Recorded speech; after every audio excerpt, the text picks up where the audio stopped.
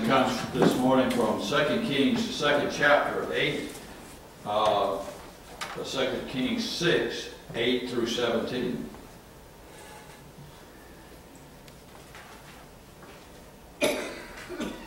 Through 17, or the 6th chapter of 2 Kings.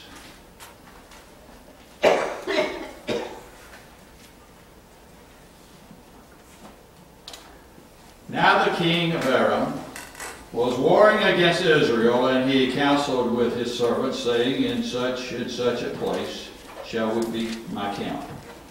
The man of God sent word to the king of Israel, saying, beware that you do not pass this place, for the Arameans are coming down there. The king of Israel sent to the place about which the man of God had told him. Thus he warned him, so that he guarded himself there more than once or twice. Now the heart of the king of Aram was enraged over the things he called his servant and said to him, or to them, his servants, will you tell me which of us is for the king of Israel? And one of his servants said, no, my lord, O king, but Elisha, the prophet who is in Israel, tells the king of Israel the words that you speak even in your bedroom.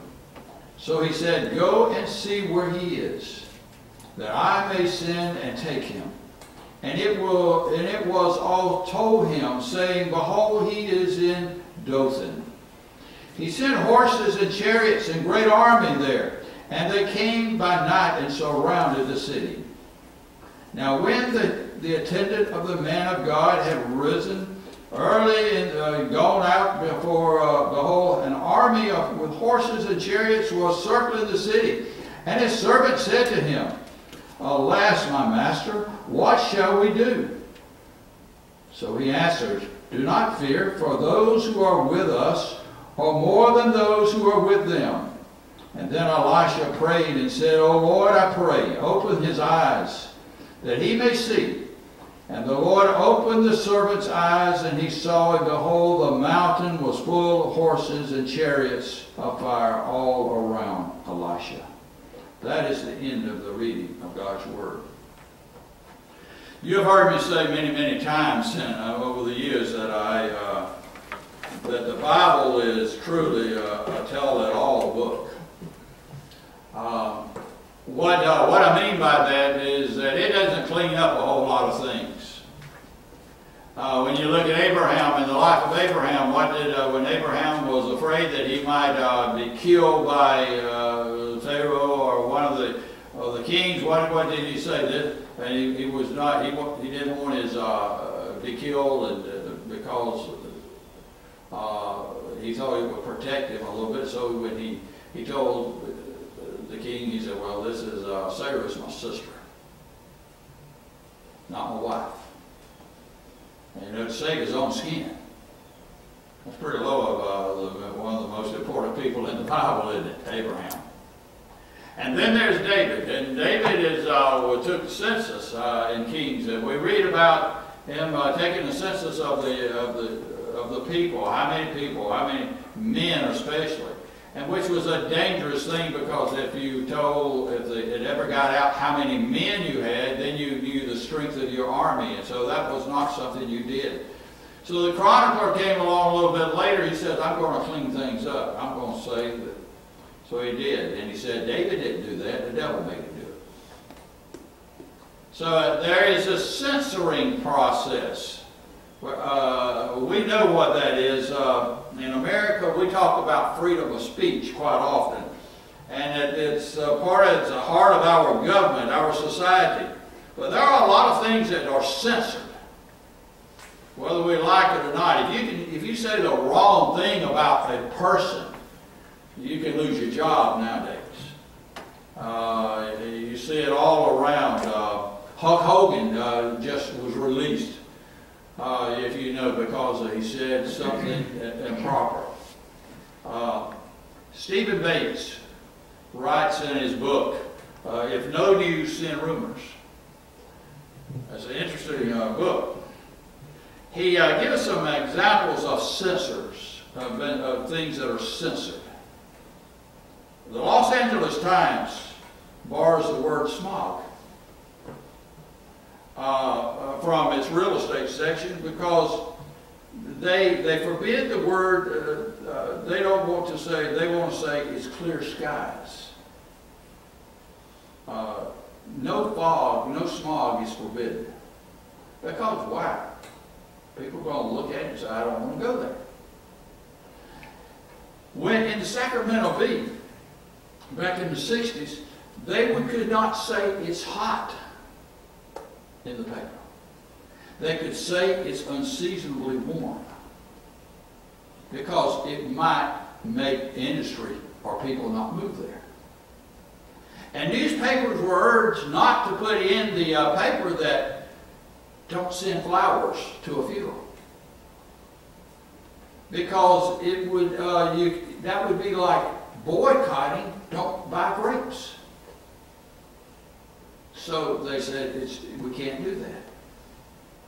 So 2 Kings, the 6th and the 7th chapter is intriguing, and there's so much there, and suspicion about this fellow by the name of Elisha. Now you'll understand what I mean about censorship in a few minutes. But what's happening in these chapters are very similar to what is happening in America. We're being held hostage by ISIS, by Iran, by Russia, by China, by many countries of the world. We're also being held hostage by nature. And you can look at California, and you look at many other places. We were in the state of Georgia, or North Georgia especially, in the last few years. We're being held hostage by nature due to drought conditions. But when you look at what is being happening in Greece today, at least we can get to our bank accounts. In Greece, you could only pull out 60 euro there for a while. There for a while, you couldn't even get in a bank to get any money. That situation is still dire to this moment. And then when we look at the video this morning, we see what is occurring in Haiti. Even in the best of times, and things are a little better, even if, although there's a lot of abuse to the money that was sent to the Haitians back when it was all destroyed. That they found that money didn't go to where it should go, or wasn't used as it should. But even in better times, people are a little better. They're eating dirt. Chapter 6 and 7 of 2 Kings are filled with stories that are just unbelievable. It's hard to believe, hard to understand. Miracles are taking place, like the Acts that we would read in these two chapters. The Acts that had been borrowed by one of the prophets, sons of the prophets. He was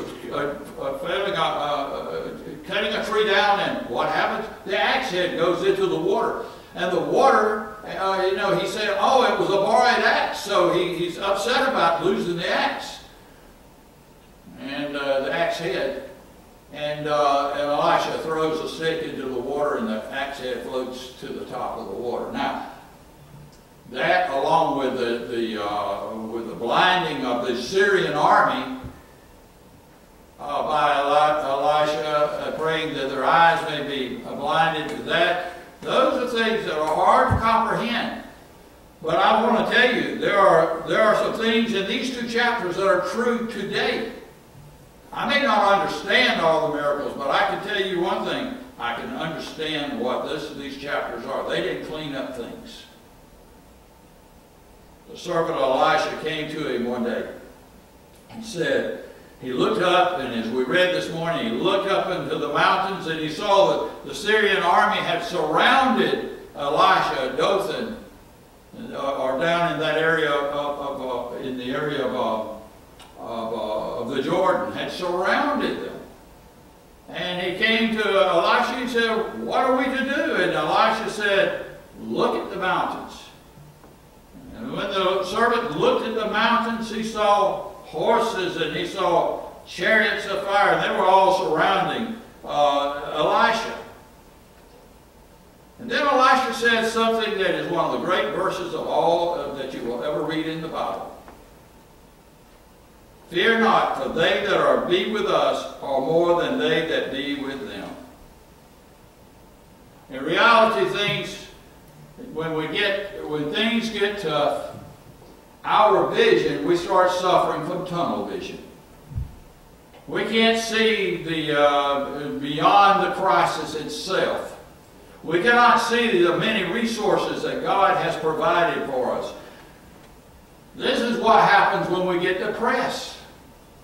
When we're depressed, we can only see how bad our situation is. And that black bile, as Freud would have said, or when years ago in the what happened physiologically, that would rise, and you had excess black bile, which causes melancholia, causes depression. Elisha used the resources available through him, through God, to capture the Syrian soldiers. He didn't get, he called upon God. He didn't depend upon himself. He called upon God. God, give me the resources. And God, he did. He blinded the soldiers. When Elisha then captured the soldiers, he took them back to Dothan, or to Samaria, or to the king of Israel. And he carried them back. And you would think the king would say, well, should we kill them, or we need to kill them? And Elisha said, no, let's have a banquet. Now that's a miracle in itself. Because once he had the banquet for these soldiers that had been captured, rather than killing them, which would have normally been the norm, he said, no, let's have a banquet for them. And in the process of having a banquet, these people never returned to attack Israel again. Sounds strange. That is a miracle. But you know, everything that happened to Israel at that time was blamed on one person, Elisha. Elisha got the brunt of everything. If you're doing something wrong, or if something happens to you, let's blame somebody. We've got to blame somebody. So they blamed Elisha. So Samaria was under attack by the powers of Syria. They were under attack at the same time by nature. Now I realize some of the challenges that are occurring in America due to the ISIS. We're under attack by ISIS, even in the smallest communities. Israel was under attack by Syria at that time. And the conditions of nature itself, conditions that were beyond our greatest imagination. I mean, I can't even, we saw something really bad today in the video. Now, I don't like catfish head stew. I just do not enjoy looking at eyeballs. I don't know how many of you enjoy catfish head stew. Will you raise your hand if you do? It looks bad to me. I mean, I just cannot stand the eyeballs. But here they were 7 donkey heads. Donkey heads. And the cost of a donkey head had gotten for 80 shekels of silver, or approximately $28. They were eating donkey heads. They were doing something even worse than that. But I'm going to show you that's not so uncommon as you think. They would take a cob or a pint of dove dung, and they ate it. And a pint of that was about 5 shekels, or $3. Now I may need some pigeon dung on my tomatoes, but I'm not planning on eating pigeon dung. Now, I know that the finest coffee, as I said on one other occasion, the finest coffee in the world, they say, runs through the intestines of a cat. And then it's baked. I just can't handle that. Famine that drives people to eat dung. Famine that drives people to eat donkey heads. That's one thing. But the 28th verse of the 6th chapter, starting there, it goes beyond comprehension. Things had gotten so bad that the babies were being eaten. Babies. Here we see two women fighting. And what they had agreed on was that if today we will eat your baby and tomorrow we will eat my baby, we will boil that baby and we'll eat it. But the fact is, one of the women reneged. And she hid her baby.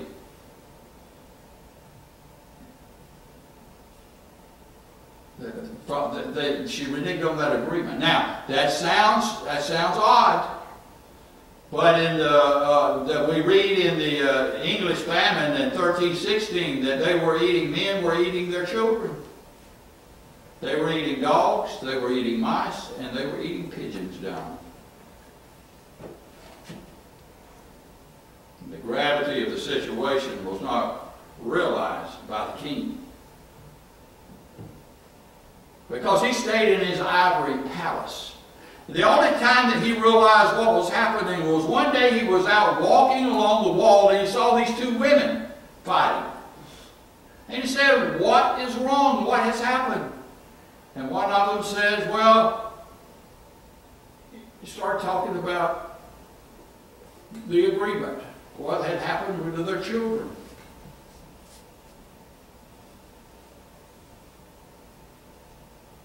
Now,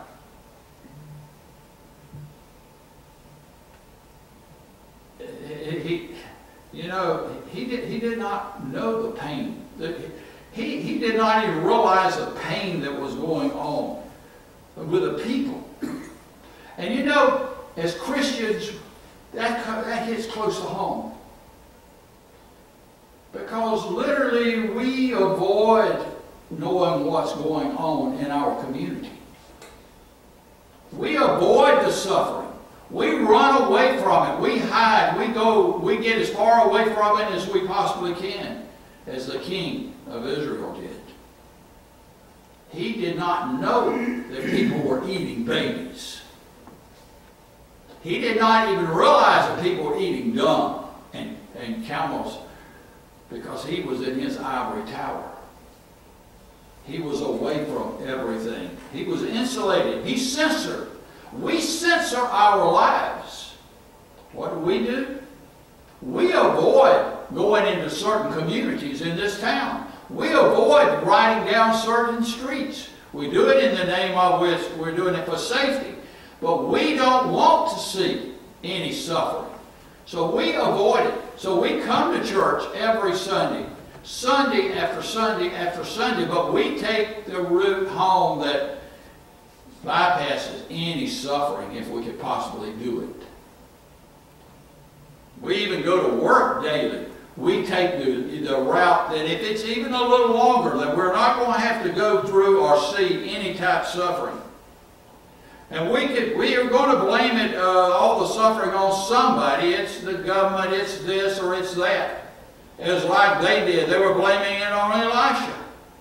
But one of the servants of the king came to Elisha and was telling why they were going to quit depending on the Lord. He says, "Behold, the evil is from the Lord. Why should I wait for the Lord any longer? We're tired of waiting on the Lord to overcome this famine that is occurring." But the economy would rebound, just as Elisha said, just as he predicted it would. And it occurred. It rebounded on the basis of 4 people that you would never have thought would have done what they did. And it was 4 lepers. The 4 lepers. They were sitting in their home or their place where they were kept, and they were sitting around talking, and they said to themselves, well, we can sit here and die. And actually, this is what it says.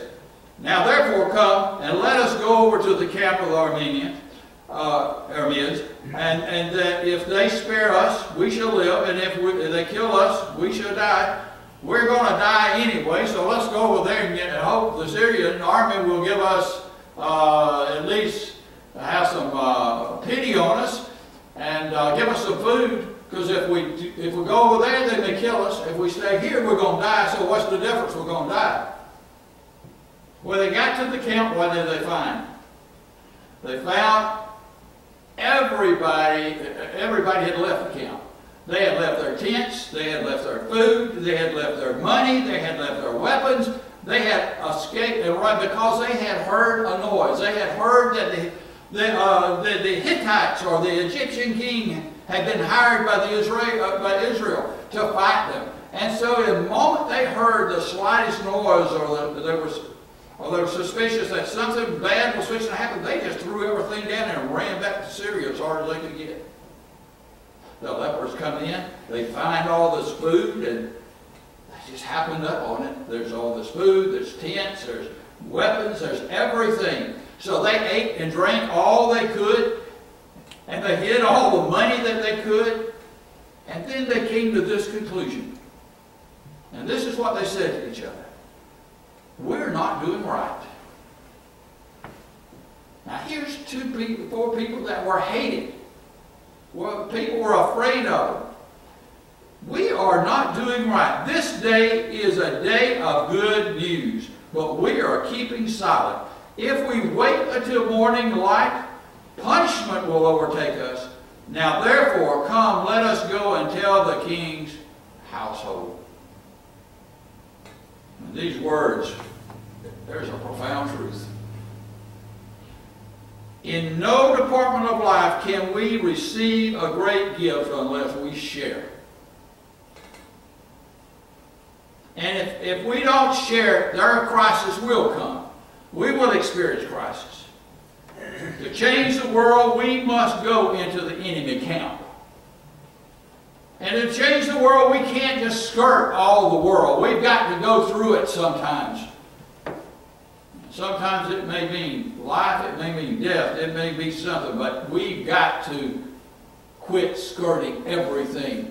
And the only thing we want to do is get over to the church as quickly as we can. All week long, we're going to go to the church, but we're not going to go through any community. We're not going to do anything. We're not going to see anybody. We're not going to do anything. And as the 4 lepers said, if we wait until morning light, punishment will overtake us. If we continue to wait, punishment will overtake us, and we will be destroyed. Our job should be visiting the enemy camp sometimes. And in the process, miracles can happen. Miracles can happen in this church and in your life and in my life. We're going to open the doors of the church today. I hope you you know what I'm saying. You've censored your life too much. Christians, we censor ourselves, and we're avoiding doing things. We're avoiding saying things. The time is here, or the light's going to come on, and it won't be the kind of light you're going to look at yourself and say, at the end of the light, and say, I wish I had done this or that. We're going to turn to page 601.